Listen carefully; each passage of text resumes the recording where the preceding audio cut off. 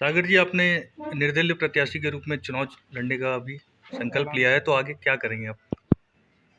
पहले तो सभी को नमस्कार। और जमशेदपुर पूर्वी विधानसभा झारखंड की राजनीतिक गलियारे में हमेशा से चर्चा का केंद्र रहा है। लेकिन राजनीतिक गलियारों में जो चर्चा का केंद्र सिर्फ चुनाव के वक्त था, चुनाव के बाद यहाँ के जो बड़े नेता निकल कर गए उनके कारण से रहा है। आज तक जमशेदपुर पूर्वी विकास के लिए कभी भी राज्य स्तर या दिल्ली स्तर पर कभी नहीं आ गया है। इसका एकमात्र कारण है क्योंकि जमशेदपुर पूर्वी में 24 वर्ष झारखंड राज्य को बने हुए आज तक विकास के रूप में सिर्फ पेपर्स ब्लॉक बिछा है, उसके सिवा कुछ भी नहीं। और मेरा जो अपना पीड़ा है, मैं पीड़ा, लोग देखते हैं कि मुझे नेता बनना चाहिए, विधायक बनना चाहिए, 2 बॉडीगार्ड हो जाएंगे, गाड़ी मिल जाएगी, सुख सुविधा मिलेगा। मैंने सुख सुविधाओं के लिए नहीं, मैंने जो पीड़ा सहा है क्योंकि बंद पड़ी केबल कर्मचारी का मैं बेटा हूँ। 1994 में मेरा जन्म है और 1996 में केबल कंपनी बंद हो गया। तो जो पीड़ा, जो उस वक्त मैं बहुत सा पेपर अपने बचपन का मैं जारी करके दिखाऊंगा। मैं रामाकृष्ण मिशन स्कूल में जब पढ़ता था, वो पेपर आज भी मेरे पास है। तो मेरे माँ पिताजी ने उस स्कूल में एक पेपर लिख कर दिया था कि मैं अपने बच्चों का फीस नहीं भर सकती हूँ, नहीं ये कर सकती, उसके लिए मुझे इसमें कुछ कंसेशन दिया जाए। और उस वक्त रामाकृष्ण मिशन स्कूल ने 100 रुपए का कंसेशन किया। वो पेपर आज भी मेरे पास है। मैं उसको लेकर जिस दिन प्रेस कॉन्फ्रेंस करूंगा उस दिन बैठूंगा। तो वो मेरे भीतर का पीड़ा है कि मैंने बचपन में किस तरीके से स्कूल में शिक्षा ली जब मेरे पास पैसा नहीं होता था। मुझे ट्यूशन लगाने के लिए परिवार वालों के पास पैसा नहीं होता था। और ये पीड़ा सागर तिवारी आज आपके सामने बोल पा रहा है, इसलिए बोल रहा है, नहीं तो पूरी केबल कर्मचारी की पीड़ा है। सबके घर में ऐसी स्थिति है कि लाश सामने पड़ा है और जलाने के लिए पैसा नहीं। तो वो दर्द हम देखे हैं, हम वो दर्द देखे हैं जमशेदपुर में, अपने भाइयों के साथ देखे हैं, अपने बीच के लोगों के साथ देखे, क्योंकि मजदूरों का शहर है।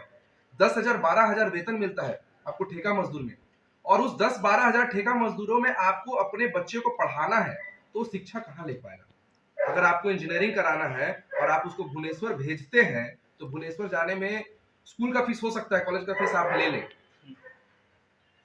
लोन के रूप में आप ले लें, लेकिन वहां पे 5,000 6,000 रुपया रूम का भाड़ा, खाना, पॉकेट खर्च लगेगा। अगर वो कॉलेज जमशेदपुर में होता तो कम से कम 5,000 रुपया तो बचता हर महीना। अपने बच्चे अपने घर से खा पी के जाते तो 5,000 रुपया रूम का भाड़ा तो बचता। लेकिन 12,000 कमाने वाला बच्चा, परिवार अपना बच्चा को 5,000 रुपया दे भी देता है तो उसका एक ही बच्चा तो नहीं है, दूसरा बच्चा कैसे पढ़ेगा। अगर दूसरा बच्चा पढ़ने जाता है तो उसके घर में चूल्हा तक नहीं है। ये जमशेदपुर की पीड़ा है, लेकिन इस चीजों को आज तक कोई समझ नहीं पाया। पूर्वी में कहीं ना कहीं आपके जो चुनाव आप लड़ने जा रहे हैं, आपका मुकाबला यहाँ के दिग्गज नेताओं से है, जिनका एक राज्यपाल है अभी, उनकी बहू से भी है, और डॉक्टर अजय पूर्व में सांसद भी रह चुके हैं और आईपीएस ऑफिसर भी है। देखिए, उनको लेके आपका क्या विचार है? राज्यपाल की बातें करते हैं, मैं बताता हूँ कि उनको राज्यपाल बनाया कौन। ये पूर्वी की जनता बनाई।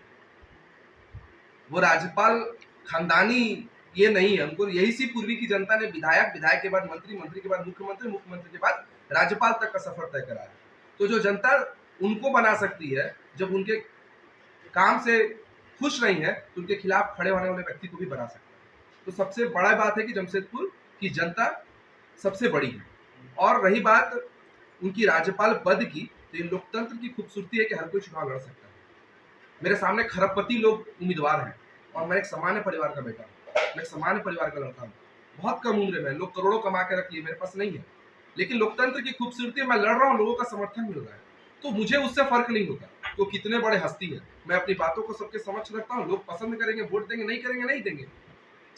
डॉक्टर अजय कुमार की बात है तो डॉक्टर अजय कुमार को तो मैं कभी चर्चा में ही नहीं रखता, क्योंकि डॉक्टर अजय कुमार यहाँ के है ही नहीं, वो जमशेदपुर के है ही नहीं, वो झारखंड के है ही नहीं।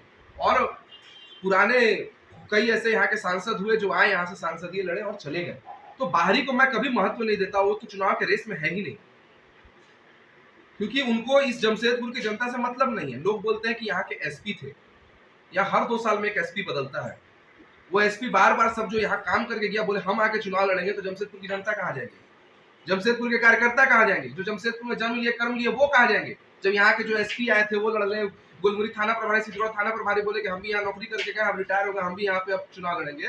तो आप आए थे नौकरी कर रहे हैं, आप यहाँ से चले गए, आप जाइए अपने गृह क्षेत्र में। आप किन मुद्दों को लेकर जनता के बीच जाएंगे? मेरा बीच सबसे बड़ा जो मुद्दा है वो है जमशेदपुर में ईएसआई हॉस्पिटल बनाए, क्योंकि जमशेदपुर 24 साल झारखंड बने हो गया है। यहाँ के मजदूर को गम्हरिया आदित्यपुर का वो बॉर्डर ईएसआई हॉस्पिटल के लिए जाना पड़ता है। जो मजदूर के पास 400 रुपए टेम्पू बुक करके जाना और 400 रुपए टेम्पू बुक करके आने का पैसा अगर होता तो वो मजदूर क्यों होता, वो जमशेदपुर में इलाज क्यों नहीं करा लेता? तो वो कारण है। मेरा सबसे बड़ा मुद्दा मेरे 5 साल में, मैं कुछ नहीं करता, पेपर्स ब्लॉक को मैं गिनती में ही नहीं लेता, सड़क नाली को मैं गिनती में नहीं लेता, क्योंकि सरकारी फंड आती है उससे आपको बनाना होता है, वो नहीं बनाएगा पैसा वापस चल जाएगा, वो विकास का पैमाना नहीं हो सकता, उसके एक्स्ट्रा आप क्या कर रहे हैं? तो मेरा सबसे बड़ा जो चीज है कि जमशेदपुर में ईएसआई हॉस्पिटल 5 साल में मुझे कंप्लीट करके, वो भी डीएमएस से बेहतर, जिसमें लोगों का मुफ्त इलाज हो सके, एक ही मेरा काम है। मैं नॉमिनेशन फाइल 24 तारीख को करूँगा। जमशेदपुर की जो पूर्वी जनता है उससे क्या अपील करेंगे, इस बार चुनाव में किन मुद्दों को लेके वो वोट करें? देखिए, जमशेदपुर पूर्वी की जनता बड़ी समझदार जनता है और पढ़ी लिखी जनता है, और पूर्वी की जनता समझ रही है कि भारतीय जनता पार्टी ने इस सीट पर परिवारवाद कर दिया है। जो पूर्वी की जनता जानती है कि कांग्रेस ने यहाँ से बाहर के उम्मीदवारों को हमारे बीच में लाकर थोप दिया है।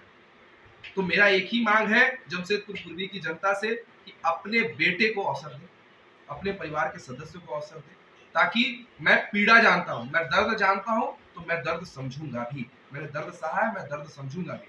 और मैं आज, आप जो प्रत्याशी हैं, प्रत्याशी बनने से पहले अगर आप कभी उनको फोन किए होंगे तो आपका फोन नहीं रिसीव करते, सामान्य लोगों का फोन नहीं रिसीव होता है, लेकिन सागर तिवारी का फोन रात को 12 या 2 बजे भी जमशेदपुर पूर्वी की जनता फोन करेगी। जमशेदपुर पूर्वी ही नहीं, पश्चिम की भी जनता, जुगसराय की भी, बागबेड़ा की भी जनता अगर मुझे फोन करती है कि मैं इस समस्या में हूँ, तो सागर तिवारी रात को 12 बजे 2 बजे भी उनके साथ खड़ा रहेगा, चाहे चुनाव जीतू चाहे चुनाव हारूं।